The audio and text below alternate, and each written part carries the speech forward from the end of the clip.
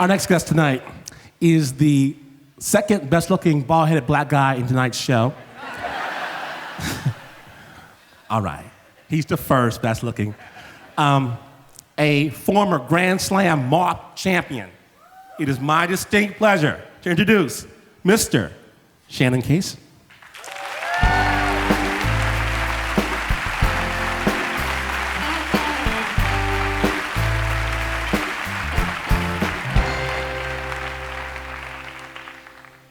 If you died today, where would you go? I used to do what's called street evangelism. That's when you go out into the crowded streets and basically you annoy people for Jesus.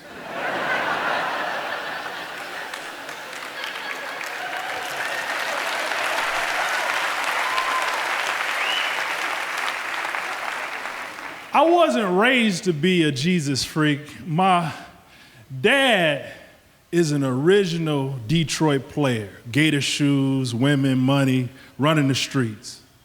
He had heard that his dad, he never met him, was a fast-talking, womanizing preacher who ran the streets.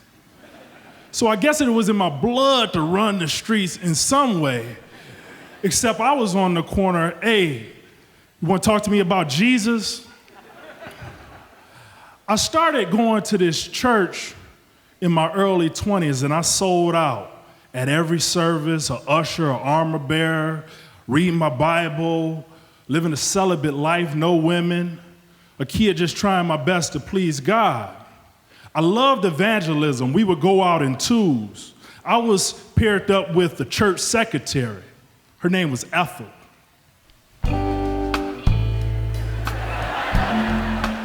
I love old-fashioned names.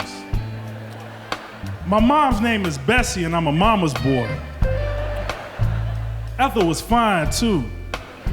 Tall, long legs, that's my thing. Amazons with vintage names. I had been celibate for 6 years at that point, but I still knew if a woman was fine, and she was. We would be out annoying heathens for Jesus together, and we weren't making people uncomfortable so much as getting comfortable with one another. And people at the church noticed that we had this chemistry together. But it was one of these churches where, like, the women at the church were Jesus's girl until you put a ring on it. So they split us up in evangelism. And the pastor told me, stop hanging around her.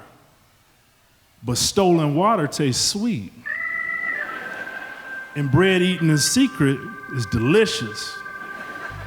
That's Proverbs 9:17. If anybody brought their Bibles, I don't know.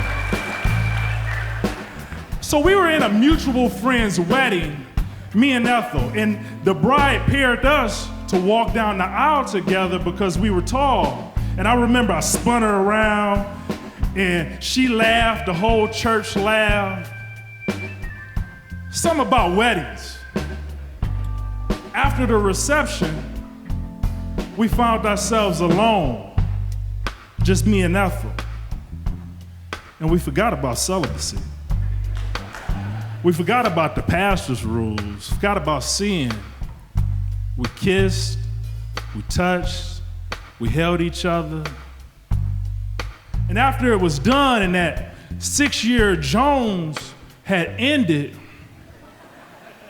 I felt defeated. I felt like I had let God down. I remember I sat at the end of the bed while she dressed, and I felt naked. I mean, I really was naked. I hadn't put my clothes on yet, but y'all know what I'm talking about. She went to work the next day. She worked at the church. She was the secretary.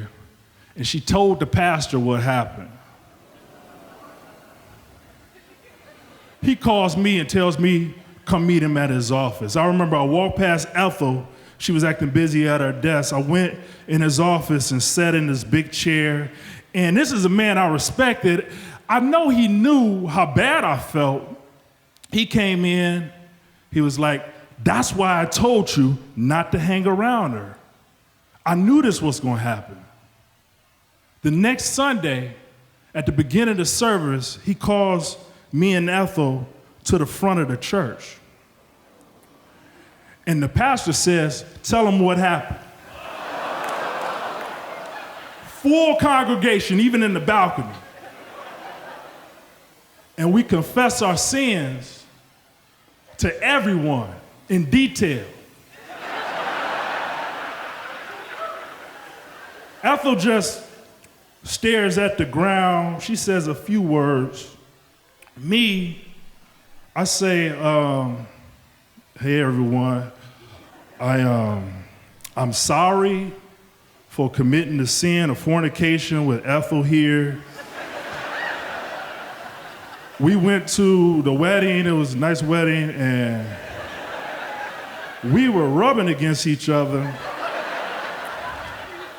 And then we had sex and we're not married and that's not right.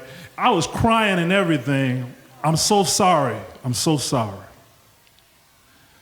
Ethel was accepted back into the fold. She was a good secretary, I guess. I was pushed out, discommunicated. Ethel never spoke to me again, ever. The pastor never spoke to me again, ever. After no communication with anyone at the church, my friends, roommates, I got the picture and left.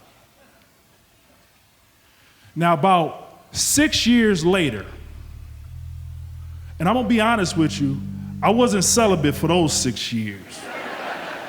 I was getting it in, as they say.